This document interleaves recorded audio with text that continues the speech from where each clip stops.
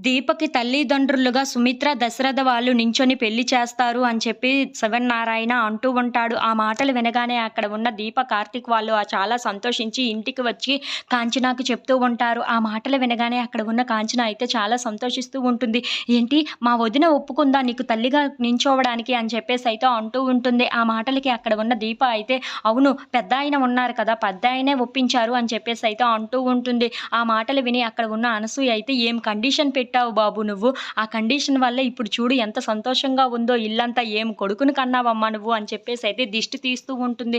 ఇంతలో అక్కడ ఉన్న కాంచన మాత్రం మా నాన్న అంటే ఎంత గొప్పవారో చూసావా?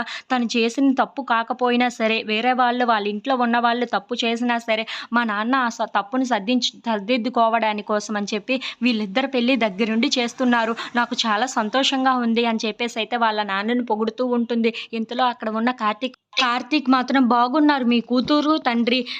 నువ్వేమో ఆయన్ని పొగడడం, ఆయనేమో నిన్ను పొగడడం బాగుంది అని చెప్పేసైతే అంటూ ఉంటాడు. ఆ మాటలు విని అక్కడ ఉన్న కాంచన అయితే ఏంటి మా నాన్న నన్ను పొగిడాడా అని చెప్పేసైతే అడుగుతూ ఉంటుంది. ఇంతలో అక్కడ ఉన్న కార్తీక్ నా ముందు కాదు, ఇగో దీప దగ్గర పొగిడాడు. ఆ దీపనే అడుగు అని చెప్పేసైతే దీపను ముందుకు పంపిస్తూ ఉంటాడు. ఇంతలో అక్కడ ఉన్న కాంచన దీపను పిలిచి మరి ఏంటి మా నాన్న నా కోసం ఏమన్నారో చెప్పవా దీప అని చెప్పేసైతే అడుగుతూ ఉంటుంది.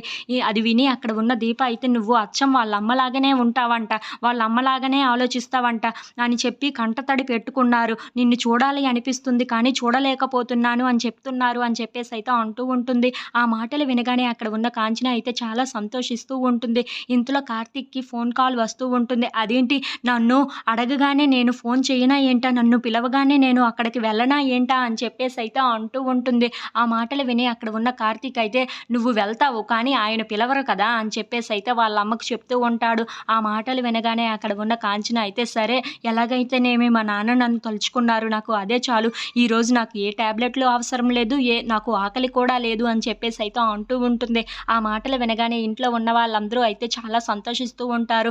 ఇంతలో కార్తీక్ ఫోన్ కాల్ రావటంతో పక్కకు వెళ్ళిపోతూ ఉంటాడు. అది చూసి అక్కడ ఉన్న దీప అయితే ఈ టైంలో ఎవరు చేశారు బావకి ఫోన్ కాల్ అని చెప్పేసి అయితే ఆలోచిస్తూ ఉంటుంది. If you like this video please